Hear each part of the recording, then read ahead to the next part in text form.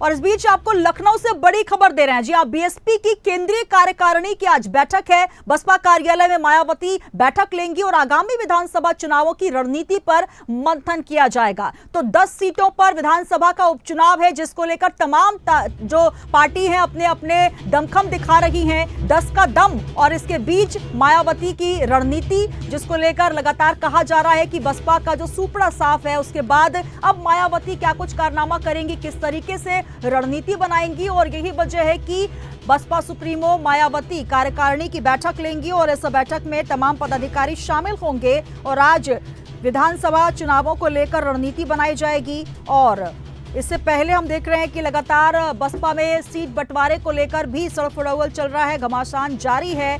BJP नेता को coordinator बना दिया गया है, इसको लेकर भी तमाम ऐसी जो बातें हैं वो निकल कर आ रही हैं। और इस बीच मायावती कार्यकारिणी की बैठक लेंगी, तो आगामी विधानसभा चुनावों को लेकर तैयारियां। और इस बीच मायावती कार्यकारिणी की बैठक लेंगी। मायावती की बैठक के पहले बसपा में सीट बंटवारे को लेकर लगातार घमासान भी जारी है और आज इस पर भी मंथन और चिंतन होगा। तो 10 सीटों पर उत्तर प्रदेश विधानसभा के उपचुनाव है, जिसमें तमाम पार्टियां बीजेपी, बसपा, सपा, तो तमाम पार्टियां अपने अपने जो सीट हैं उनको लेकर मंथन कर रही हैं। और इस बीच बसपा सुप्रीमो मायावती केंद्रीय कार्यकारिणी की बैठक आज करेंगी और बसपा कार्यालय में ये बैठक होने जा रही है। आगामी विधानसभा उपचुनावों को लेकर यह बैठक काफी महत्वपूर्ण, क्योंकि इस पर रणनीति पर लेकर मंथन किया जाएगा। तो बड़ी खबर आपको दे रहे हैं, जहां पर आज बसपा की महत्वपूर्ण बैठक होने जा रही है। बहुजन समाजवादी पार्टी की राष्ट्रीय अध्यक्ष मायावती सीनियर नेताओं के साथ बैठक करेंगी और आगामी चुनावों को लेकर रणनीति पर मंथन किया जाएगा। और इसके पहले ही पदों के बंटवारे को लेकर भी घमासान लगातार देखा जा रहा है। बसपा ने मंडल कोऑर्डिनेटर बनाने का भी ऐलान किया है, साथ ही तमाम पदों को लेकर भी आत्ममंथन और चिंतन का दौर बसपा में चल रहा है। और जिस तरीके की परिस्थितियां बसपा की बनी हुई है, उसको देखते हुए जो आगामी चुनाव है उसको लेकर रणनीति आज बनाई जाएगी और इस रणनीति में तय होगा कि कहां पर किस कैंडिडेट को उतारा जाए।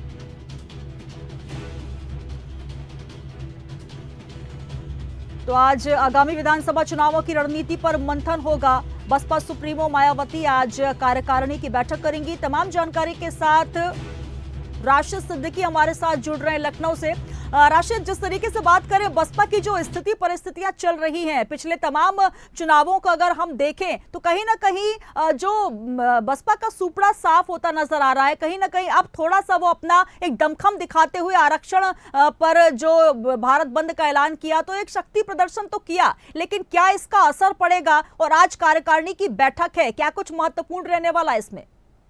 जी बिल्कुल सुनीता, बता रहे थे कि जिस तरह से अगर बात करेंगे हम बसपा सुप्रीमो मायावती की या बसपा पार्टी की, तो कहीं ना कहीं जिस तरह से पूर्व के जो विधानसभा चुनाव रहे हो चाहे वो लोकसभा चुनाव रहे हैं, उसमें जिस तरह से करारी हार बसपा को मिली थी। और ऐसे में आकलन ये लगाया जा रहा था कि बसपा पूरी तरह से यहाँ पर उत्तर प्रदेश के अंदर जो उसके पहले से जो जमीनी स्तर जो मजबूत थे वो कहीं ना कहीं से जो है खत्म हो चुके थे। तो ऐसे में लगातार जो 10 सीटों का जो उपचुनाव है और इसमें जिस तरह से बसपा की प्रमुख मायावती लगातार सक्रिय नजर आ रही हैं, क्योंकि कई उन्होंने प्रेस कॉन्फ्रेंस भी कर दिया। और ऐसे में तमाम तरह के आकलन लगाए जा रहे हैं कि बसपा कहीं ना कहीं से अब अपने जमीनी स्तर पर जो कार्यकर्ता हैं उनको मजबूत करेंगी। तो ऐसे में अब सवाल ये उठता है, जिस तरह से 12 बजे उनके कॉन्फ्रेंसिंग होने वाली है और लगातार बसपा के कई उसमें सदस्य मौजूद होंगे, बूथ स्तर से लेकर जिला अध्यक्ष तक। तो अब वो एक रणनीति बना रही है लगातार, जिस तरह से जो दलित उत्पीड़न का मामला रहा हो, चाहे वो एससी ओबीसी का मामला रहा हो, चाहे वो भारत बंद क्रीमी लेयर को लेकर जिस तरह से भारत बंद का विरोध उन्होंने किया था, तो कहीं ना कहीं से अपनी जो जमीनी जो उनकी खो चुकी है वो जमीन वापस पाने के लिए लगातार तमाम प्रयास कर रही हैं। तो ऐसे में अब देखना ये होगा इनकी 12 बजे की जो बैठक होने वाली है कितनी अहम पेजी और क्या क्या फैसला उसमें लेने वाली हैं। जी बिल्कुल राशिद, तो जिस तरीके से हम देखें अभी पिछले कुछ हफ्ते में लगातार जो बुआ भतीजे की एक जोड़ी है उसमें भी कहीं ना कहीं नजदीकी आती नजर आ रही है, जो सियासी बर्फ है वो पिघलती नजर आ रही है। क्या इसको लेकर भी मंथन हो सकता है? क्योंकि अखिलेश और मायावती की नजदीकियां भी कुछ नजर आ रही है, पिछले जो एक्स में ट्वीट किया है। तो कुल मिलाकर ये भी कहा जा सकता है कि सपा से नजदीकियों को लेकर भी इस बैठक में विचार विमर्श हो सकता है। जी देखिए, अभी फिलहाल उसका आकलन अभी लगाना अभी ठीक नहीं रहेगा, क्योंकि हाँ, हालांकि जिस तरह से अखिलेश यादव लगातार मायावती के फेवर में ट्वीट कर रहे हैं, क्योंकि कई बार ऐसे जो बीजेपी नेताओं की तरफ से जो विवादित बयान मायावती को लेकर दिए गए, जी। उसको लेकर एक्स पर लगातार अखिलेश यादव हमलावार थे। तो जिस तरह से मायावती ने एक ट्वीट करके उनका धन्यवाद और आभार जताया है, इससे एक अनुमान जरूर लगाया जा सकता है। लेकिन हालांकि मायावती ने इस चीज को खुलकर अपने एक्स पे पोस्ट भी कर दिया है कि हम किसी भी पार्टी से गठबंधन नहीं करेंगे। जी। लेकिन अब सवाल ये उठता है, क्योंकि देखिए 2019 के बाद से उसके बाद लगातार इन दोनों पार्टियों में दूरी बराबर रही और लगातार वार टू वार चलता रहा। जी। लेकिन अब जिस तरह से हाल में देखा जा रहा है, लगातार अखिलेश यादव लगातार मायावती के जो उसके ऊपर जो हमले होते हैं उसके बचाव में आ रहे हैं। तो कहीं ना कहीं से ये पूरी तरह से आकलन लगाया जाए कि कहीं ना कहीं समाजवादी पार्टी के जो राष्ट्रीय अध्यक्ष है अखिलेश यादव, वो लगातार मायावती से संपर्क बनाने की कोशिश कर रहे हैं।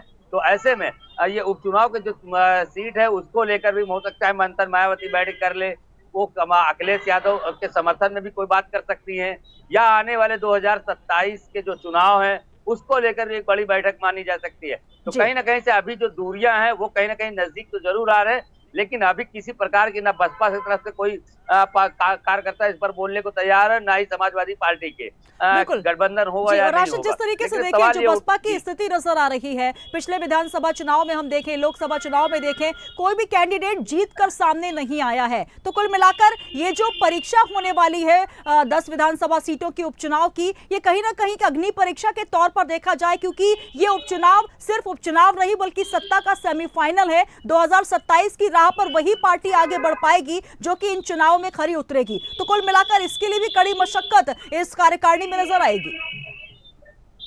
जी बिल्कुल सुनीता, क्योंकि यही सेमीफाइनल के ही नजर से इस चुनाव को देखा जा रहा है। क्योंकि जो उत्तर प्रदेश की जो 10 सीटों का जो उपचुनाव है, ये कहीं ना कहीं बहुत महत्वपूर्ण चुनाव देखा जा रहा है, जी। क्योंकि जाहिर सी बात है यही रास्ता 2027 का फैसला तय करेगा कि कौन सी पार्टी भारी होगी, कौन सी पार्टी हल्की होगी। तो इसको लेकर जिस तरह से अब मायावती लगातार सक्रिय नजर आ रही हैं, कहीं ना कहीं जो उनकी जमीनी स्तर की खो चुकी है जी। उसको वापस पाना चाह रही हैं। तो ऐसे में तमाम तरह के आकलन लगाया जा रहा है। हालांकि क्योंकि जाहिर सी बात है, क्योंकि इस बार भी जो 10 सीटों का उपचुनाव है, क्योंकि उसमें बीजेपी क्योंकि जो सत्ता में है वो भी कोई कसर छोड़ना नहीं चाह रही है। समाजवादी पार्टी भी लगातार इस पूरे मामले पर हर एक मुद्दे को उठा रही है, और जिस तरह से उसने लोकसभा प्रदर्शन अच्छा किया उसको लेकर उसके अंदर भी जो उत्साह है वो भी साफ तौर पर देखने को मिल रहा है। ऐसे में मायावती जिस तरह से अब उपचुनाव को लेकर लगातार मीटिंग और बैठक का जो उनका दौर है वो भी जारी है। तो अब सवाल ये उठता है, क्योंकि देखिए कहीं ना कहीं से मायावती को अब पूरी तरह से जो है मैदान में उतर के आना पड़ा है। बिल्कुल। जी। जो मायावती बिल्कुल बैठ चुकी थी, एसी कमरे से बाहर नहीं निकल रही थी, अब उनको निकल कर लगातार जो है हर मुद्दे को बिल्कुल, तो हर मुद्दे को उठाती चाहे वो वो नजर आ रही है, और कहीं ना कहीं जो सियासी जमीन उनकी हिलती नजर आ रही थी, ये यूं कहें कि कहीं ना कहीं एक बंजर जमीन होती जा रही थी, उसमें कहीं ना कहीं अब बीजारोपण का काम वो कर रही है। बहुत शुक्रिया राशिद, आगे भी आपसे अपडेट्स लेंगे इस मुद्दे पर। तो यूपी में 10 विधानसभा सीटों पर उपचुनावों की तैयारियों को लेकर बसपा आज एक महत्वपूर्ण बैठक करने जा रही है। कार्यकारिणी की बैठक होगी जिसमें चुनावों को लेकर रणनीति पर अहम चिंतन और मंथन होगा।